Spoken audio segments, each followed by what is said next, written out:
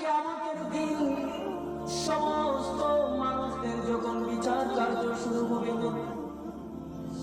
বিচার কার্য শুরু হওয়ার পর আল্লাহ রাব্বুল আলামিন বিভিন্ন ওসিলা তালাশ করবে বান্দাকে মাফ করে দেওয়ার জন্য। বান্দাকে মাফ করে দেওয়ার জন্য রাব্বুল আলামিন বিভিন্ন ওসিলা তালাশ করবে। আজকে আপনি আমি যে কানের মধ্যে বসে আছি, হয়তো বা কাল কিয়ামতের দিন আল্লাহ রাব্বুল আলামিনের দরবারে আপনার আমার এই বসাটা কবুল হয়ে যেতে পারে। আল্লাহ ওই কিয়ামতের দিন যখন ফেরেশতারা আপনাকে আমাকে যখন মিজানের পাল্লায় আপনার আমার নেকি বলি যখন ওজন করবে, ফেরেশতারা বলবে রব্বুল আলামিন আপনার ওই বান্দা গুনাহগার, তার কোনো আমলনামা নাই, তার গুনার পাল্লাটা হচ্ছে ভারী এবং তার নেকির পাল্লাটা হচ্ছে হালকা। রব্বুল আলামিন তোমার ওই বান্দা জান্নাতে যাওয়ার উপযুক্ত না।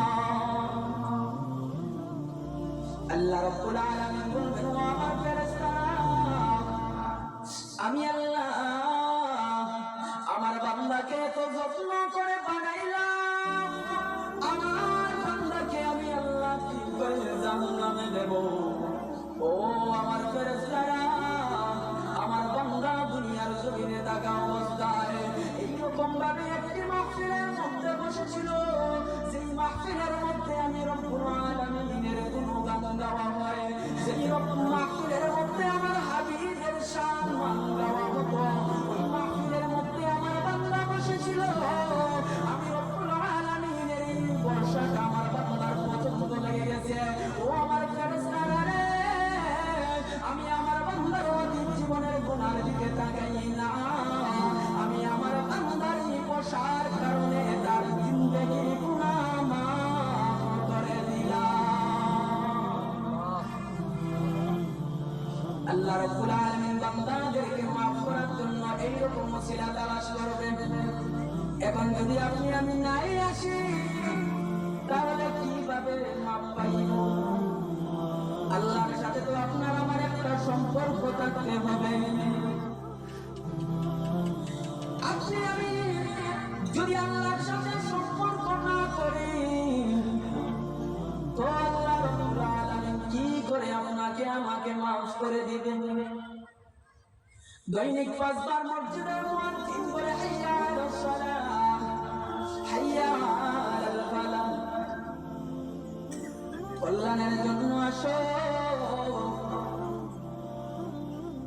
আর আপনি আমি বলি কল্যাণের দরকার নাই, আমি বাজারের দিকে দৌড়াই। কোথায় যায়? মসজিদের মুয়াজ্জিন বলে মসজিদে আসো, নামাজ পড়ো, আল্লাহ রাব্বুল আলামিন তোমার রিজিকের ব্যবস্থা করে দিবে। তোমার যা কল্যাণ আছে, নামাজ পড়লে তুমি কল্যাণকামী হবে, নামাজ না পড়লে কল্যাণ থেকে ফিরে নিবা। কিন্তু আপনি আমি বলি আমার কল্যাণের দরকার নাই, আমার টাকার দরকার। আল্লাহকে খুশি না করলে টাকা পয়সার মালিক হতে পারবা না। আল্লাহকে খুশি না করলে তোমার টাকা হবে, অবৈধ হবে, টাকা হবে, পয়সা হবে, ধন হবে, দৌলত হবে, সব কিছু হবে, কিন্তু তোমার শান্তি হবে না।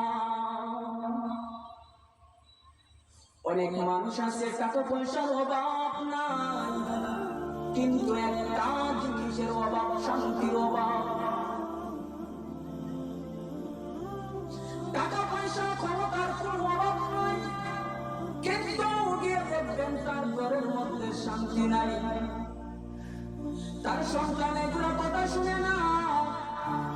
একটা সন্তান এইরকম চলে, আরেকটা সন্তান ওই রকম চলছে, ঘরের মধ্যে শান্তি নাই। টাকা দিয়ে কি করবা? পরকালেও তো তোমার শান্তি নাই। মসজিদের সাথে সম্পর্ক নাই, মসজিদের ইমামদের সাথে সম্পর্ক নাই। কিছু কিছু মানুষ আসে মসজিদের মধ্যে গেলে সপ্তাহে একবার যায়, গিয়ে ইমামের বুক ধরতে থাকে। মুয়াজ্জিন সাহেব ফোন করে, ইমাম সাহেব ফোন করে, মুয়াজ্জিন সাহেব এইরকম 1 মিনিট পরে আযান দিছে, ইমাম সাহেব 1 মিনিট পর নামাজ পড়াইছে। এগুলা নামাজি না, এগুলা সমাজের জন্য হচ্ছে একটা ক্যান্সার। সেই ক্যান্সার ভিতরে থাকে, মানুষকে তিলে তিলে শেষ করে দেয়। এই মানুষগুলা হচ্ছে মুনাফিক।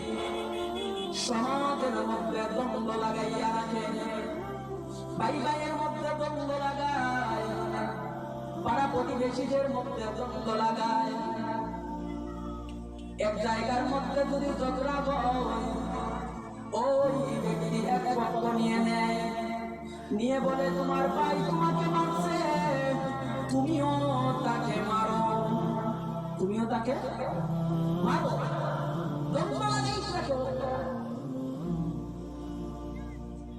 আল্লাহ রাব্বুল আলামিন পবিত্র কালামুল্লাহ শরীফের মধ্যে বলেন, ইয়া আইয়ুহাল্লাযীনা আমানু, হে ঈমানদাররা, আনফুসাকুম ওয়া আহলিকুম নার, তোমরা আগে জাহান্নামের আগুন থেকে বাঁচো, তারপর তোমার পরিবার পরিজন হালকে জাহান্নামের আগুন থেকে বাঁচাও। আপনি নামাজ পড়লেন, রোজা রাখলেন, হজ করলেন, যাকাত দিলেন, সুদ খাইলেন না, ঘুষ খাইলেন না, চুরি করলেন না, মানুষের সাথে জুলুম করলেন না, অত্যাচার করলেন না, ব্যভিচারে লিপ্ত হলেন না। আল্লাহ রাব্বুল আলামিনের যেই হুকুম আহকামগুলো যতটুকু সম্ভব আপনি পালন করেন, আপনার পরিবার পরিজন ছেলে সন্তানগুলো আপনার কথা শুনে না, আপনার কথা অবাধ্য হয়ে গেছে, নামাজ পড়ে না, রোজা রাখে না, আপনিও তাদেরকে কোনো কিছুই বলেন না। আপনার কন্যা সন্তান বেপরদায় চলাফেরা করে, আপনিও তাদেরকে কোনো কিছুই বলেন না। আই কাল কিয়ামতের দিন আপনার সন্তান রব্বুল আলামিনের দরবারে যখন সে আল্লাহর কাঠগড়ায় দাঁড়াবে, আল্লাহ রব্বুল আলামিন বলবেন, ও আমার বান্দা, দুনিয়ার বুকে থাকা অবস্থায় তুমি জুলুম করেছো, অত্যাচার করেছো, নামাজ পড়ো নাই, চুরি করেছো, ব্যভিচার করেছো, ও আমার বান্দা, আজকে তুমি জাহান্নামের যাও, আজকে তোমার জন্য নির্ধারণ করা হয়েছে জাহান্নাম। আপনার সন্তান ওই সময় বলবে, রব্বুল আলামিন, এর দায়ী আমি না, এর দায়ী হলো আমার মা বাবা, এর দায়ী আমার মা বাবা। যদি দুনিয়ার জমিনে থাকা অবস্থায় আমার মা বাবা আমাকে ভালো শিক্ষা দিত, যদি দুনিয়ার জমিনে থাকা অবস্থায় আমার মা বাবা আমাকে নামাজের শিক্ষা দিত, আল্লাহ রাব্বুল আলামিনের ভয় ভীতি দেখাতো, তাইলে আজকে আমি ওই পথকে বেছে নিতাম না। হক পথে যদি আমার মা বাবা আমাকে পরিচালনা করতো, তাহলে আমি বাতিল পথটাকে বেছে নিতাম না। আমার মা বাবা আমাকে পরিচালনা করে নাই, রব্বুল আলামিন, আমি যদি জাহান্নামে যেতে হয়, আমার মা বাবাকে আমার সামনে এনে দাও, আমি আমার মা বাবার সিনার মধ্যে পা দিয়ে জাহান্নামের মধ্যে যাব।